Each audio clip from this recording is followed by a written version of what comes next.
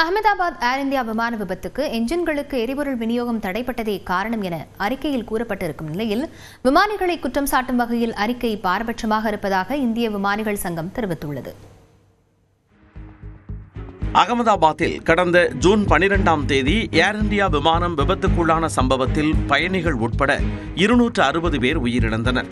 விபத்து தொடர்பாக விமான விபத்து புலனாய்வு பிரிவு நடத்திய விசாரணையின் முதற்கட்ட அறிக்கை வெளியான நிலையில் அதில் என்ஜின்களுக்கு எரிபொருள் விநியோகத்தை கட்டுப்படுத்தும் 2 சுவிட்சுகள் 1 வினாடி இடைவெளியில் செயலிழந்ததே விபத்திற்கு காரணம் என தெரிவிக்கப்பட்டுள்ளது.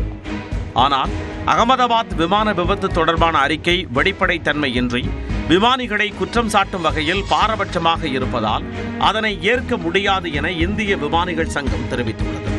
விபத்து குறித்து அனுபவம் வாய்ந்த விமானிகளிடம் எந்த விசாரணையும் நடக்கவில்லை என தெரிவித்துள்ள விமானிகள் சங்கம், எரிபொருள் செல்லும் வால்வு ஆஃப் ஆனது இயந்திர கோளாறாக இருக்க வாய்ப்பு உள்ளதாகவும் தெரிவிக்கப்பட்டுள்ளது.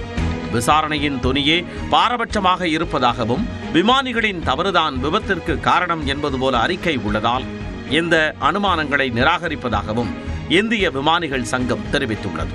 மேலும் தங்கள் சங்கத்தை பார்வையாளராக வைத்து விபத்து குறித்து நேர்மையான விசாரணை மேற்கொள்ள வேண்டும் என்றும் இந்திய விமானிகள் சங்கம் வலியுறுத்தியுள்ளது.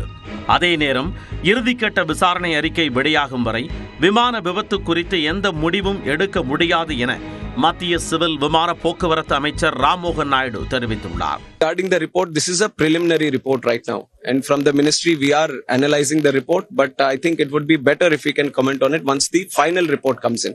இது தவிர விமானத்தின் என்ஜின்களுக்கு எரிபொருள் விநியோகம் செய்யும் சுவிட்சுகள் எவ்வாறு தானாக செயலிழக்கும் என்பன உட்பட பல்வேறு கேள்விகள் எழுகின்றன. அதில் முதலாவதாக என்ஜினுக்கு எரிபொருள் விநியோகிக்கும் சுவிட்சுகள் தானாக ஆஃப் செய்ய முடியாது என்றும் பாதுகாப்பு அம்சங்களுடன் கூடிய சுவிட்சுகளை விமானிகள் மட்டுமே ஆஃப் செய்ய முடியும் என ஓய்வு பெற்ற விமானப்படை விமானி ஏசான் காரி தெரிவித்துள்ளார்.